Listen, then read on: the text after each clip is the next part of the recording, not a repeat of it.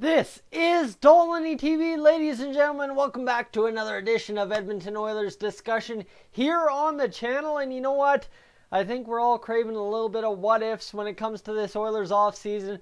You've got a new GM who can make moves, who can make decisions, who has a history of being able to do a competent job in Ken Holland, and that means we can let the speculation run wild. And while it, as always, does in the Oilers off seasons, it has indeed kept running all off season so far, right? The other day I went and talked about Connor Brown. Guys, thank you. If you were one of the 4,000 people who tuned into that video so far, thank you so much for tuning in to the Connor Brown trade discussion today, bringing you, well, a trade discussion about a guy who has been brought up so many, numerous friggin' times in Oilers land discussions. Guys, it's not even funny how many times we've all heard Kevin Shattenkirk as a possibility for the Edmonton Oilers. Now, a guy who has a 6.65 cap hit, how in the world does that work for the Edmonton Oilers to acquire him from the New York Rangers? That's the question I will try to answer today in today's trade target. Kevin Shattenkirk, a guy who's 30 years old, a right defenseman, guys. That's right there a positive for the Oilers.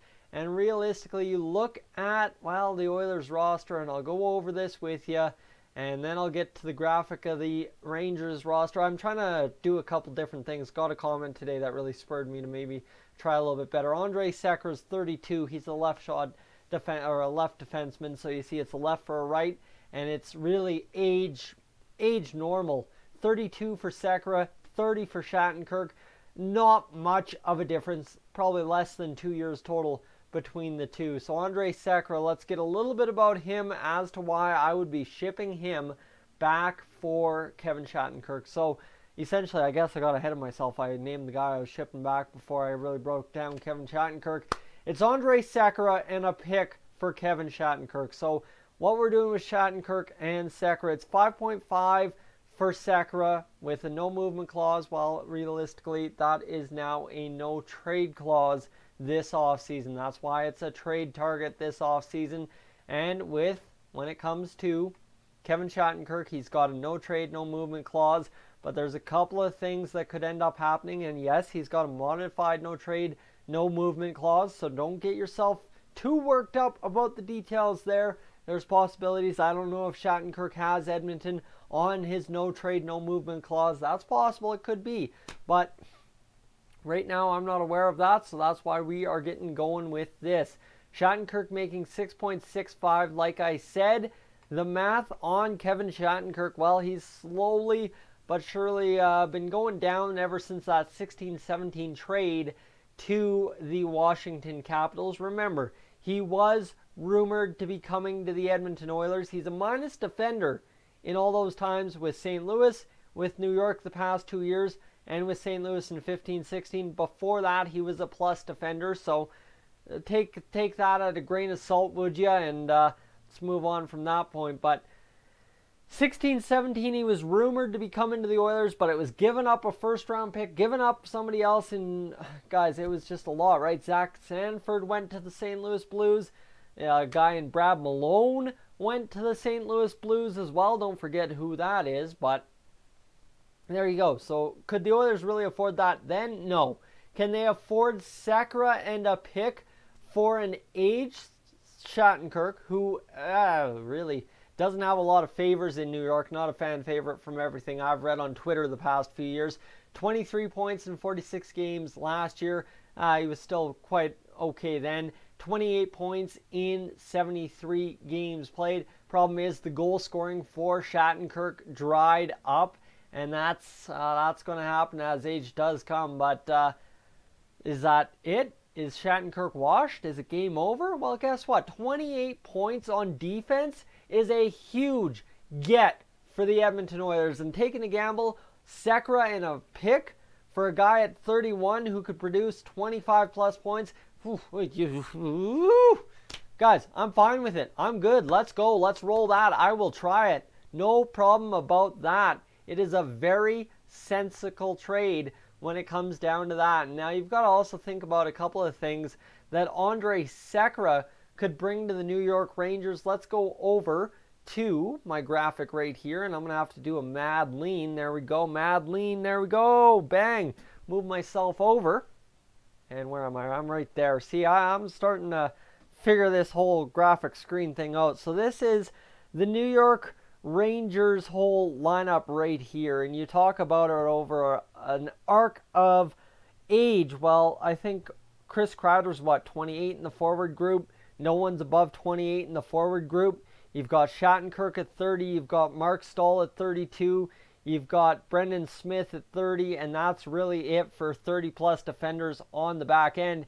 So you trade one 30-plus defender for another, and suddenly you've got yourself somebody who can come in and lead this team just alongside Mark Stahl, who's wearing the A at this point. Everybody's wearing an A. It's New York Rangers in the current state. That's the NHL in the current state, but right there, Andrej Sekera is another guy that could easily wear an A for you. And you see, man, for New York, they've got pretty much everybody on a roster. And if you do all the math added up here, guess what? It makes real easy sense that the pick I mentioned comes into play. So you've seen the roster. You see the math I'm using. Now, let's talk about that pick in play, shall we?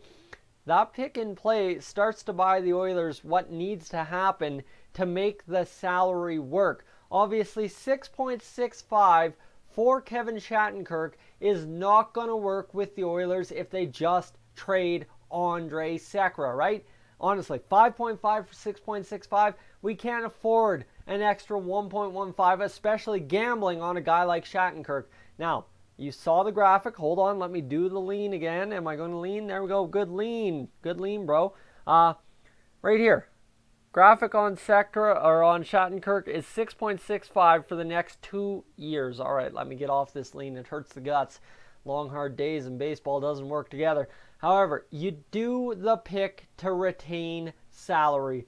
Essentially, it buys you those 2 years of salary. With New York, you saw the roster. You see how the math works for next year. It's not that complicated for the Rangers to retain upwards of $2.15 million in salary. That's a lot. The Oilers would actually be saving $1 million in salary by trading Sekera this way.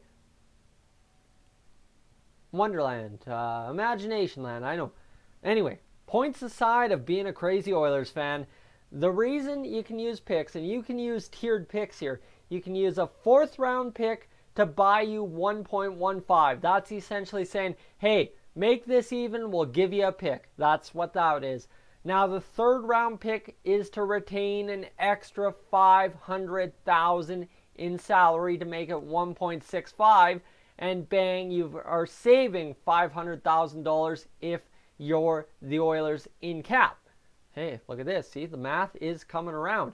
Now, I don't like this, but I've already said I'd give up a second for Connor Brown. What I wouldn't do to get rid of Andrej Sekera, get a value defender back, and save $1 million in cap space. What I would do is give up a 2nd round pick. Yes, okay, that's honestly, that jump from 3rd to 2nd buys us the same as the jump from 4th to 3rd.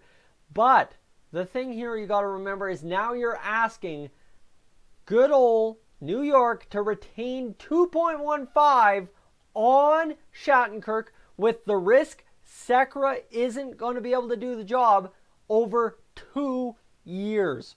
Okay, that's the hard ask. And that's why you only get the tiered 1, 2, 3, 500, 500 jump from a 4th to a 3rd to a 2nd. That's my math. That's my logic. I'm not sure if I'm able to do it mathematically if I'm Ken Holland, but it is possible. Sorry, I had a sentence thought out, and then there was another tweet about Vladimir Guerrero's Vladdy G Daddy Jr.'s first MLB home run, which I was actually doing yard work and missed. Now we're doing videos and still haven't seen him, but back to the topic.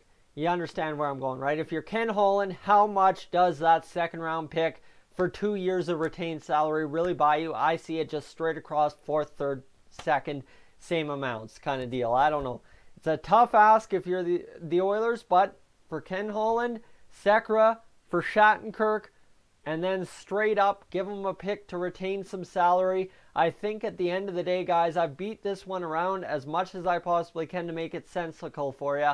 I think this is a trade that is a target, not something the Oilers need to do, not something the Oilers will do, not something that the Rangers will do. It's just a target that you can look at and say, hey, is this possible? And I think a possible trade for Kevin Shattenkirk and Andrej Sekera and a pick involved can really work out between the two teams.